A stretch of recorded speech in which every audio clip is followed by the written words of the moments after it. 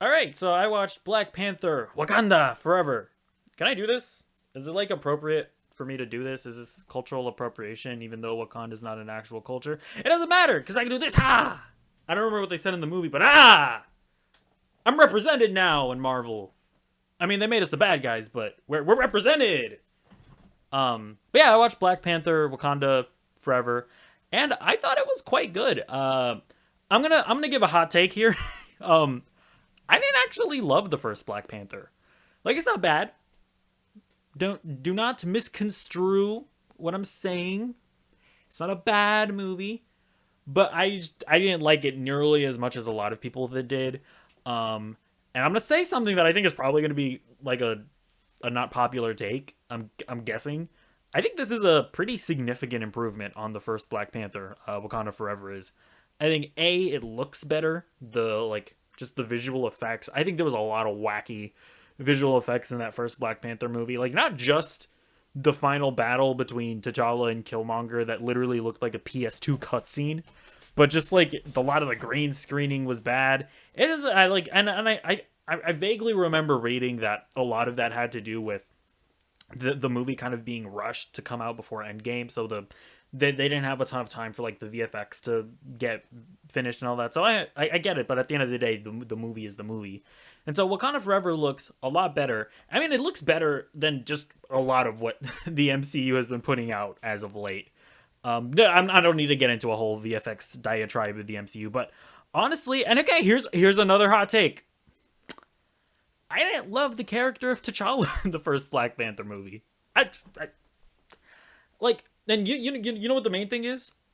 In Civil War, I feel like he came off as like this badass guy, this like really like badass dude that kind of had himself together or whatever. And then when you get to like his own movie, he kind of came off as like this young buck prince that like didn't know what he was doing and that was like kind of incompetent. So I didn't necessarily vibe with the character of T'Challa in Black Panther versus the character of T'Challa in Civil War, and it was a little jarring.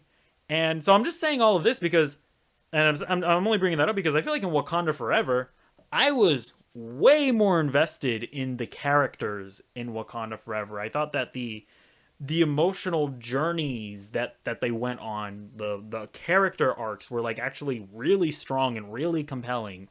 And not just because obviously a lot of it has to do with like, you know, it's the movie is basically a tribute to Chadwick Boseman, which obviously, and I should mention, obviously, rest in peace. And that, like me saying that I didn't actually like the character of T'Challa has nothing to do with how amazing Chadwick Boseman was in the role and just was in general. So just everybody calm down. But yeah, but I really loved all the characters in Wakanda Forever. I thought Namor was a great villain. Played really well by Huerta Huerta.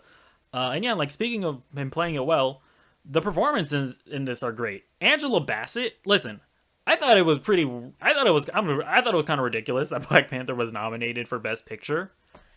There is an argument that Angela Bassett could be nominated for Best Supporting Actress. I'm not gonna like throw a fit if she doesn't get nominated, but she is incredible in this, and everybody else is great too. I think Letitia Wright does a really good job in this as well. I think Nakia Lupita Nyong'o is great. I mean, Michonne Okoye, I think she's great. Everybody's great in this. Like everybody clearly like, yeah, we need to bring our A game for this. So yeah, everybody's great. Yeah, and I don't want to spoil anything, but the movie is just I like the politics of the movie. It's very like it's kind of like a geopolitical thriller almost. And I really like seeing them explore the geopolitics of the MCU and how different nations are like interacting with Wakanda now that they're known, and how what that has to do with, you know, Namor and his people and all that. And it's all very fascinating and very interesting. And I like that the conflicts aren't black and white. It's like I mean, similar to Killmonger very much kind of. And so to be fair to Black Panther, that is an aspect of Black Panther that I enjoyed, is that like you can kind of understand where Killmonger was coming from, and you can definitely understand where Namor is coming from. Yeah, we represented now. They made us the bad guys, but we Mexicans, we gonna take what we can get. You know what I'm saying? Uh, um, although I don't appreciate that they made us like Avatar people. I didn't appreciate that. Why did they have to make us Avatar people? Why did they have to be cringe like that movie Avatar that's really popular to hate on? Why did they do that? They made us cringe. So yeah, I really like the geopolitical stuff. I thought the action was solid. I think the action was I'll say it was probably better than the first Black Panther. Yeah, for sure. Like I don't think any of it was like mind blowing, but the action was fine. Um, Also, I really like Riri Williams. I've been hearing some like people kind of feeling like she took away from the movie because she's a bit more of a comedic character. I never felt that way personally. I thought she was fun. I mean, she didn't get like a super emotional arc. This is very much just she's very much like a side character. She's really more of like a actually, you know what? I'm not gonna spoil anything, but she's more of a side character. So like, yeah, she didn't get like this big emotional arc or anything. But I really like the actress playing her. You know what I loved about Riri Williams? We're finally getting some more like tangibility in the Iron Man suit.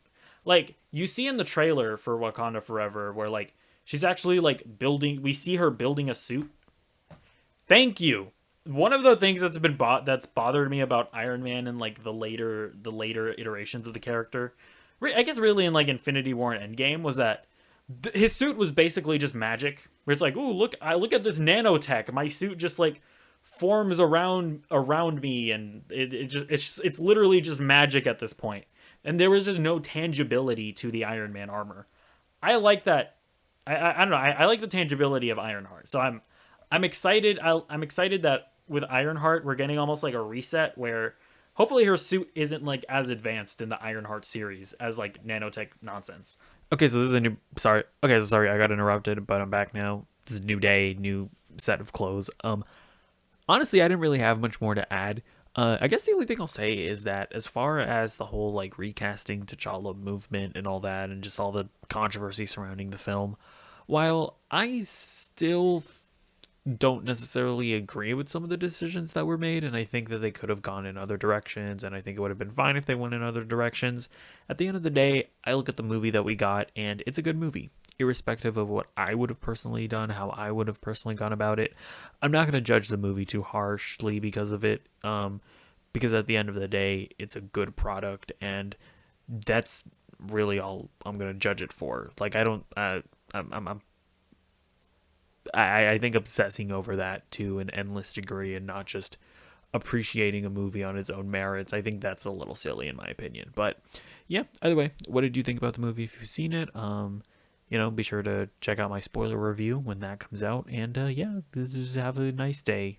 Why don't you? Goodbye.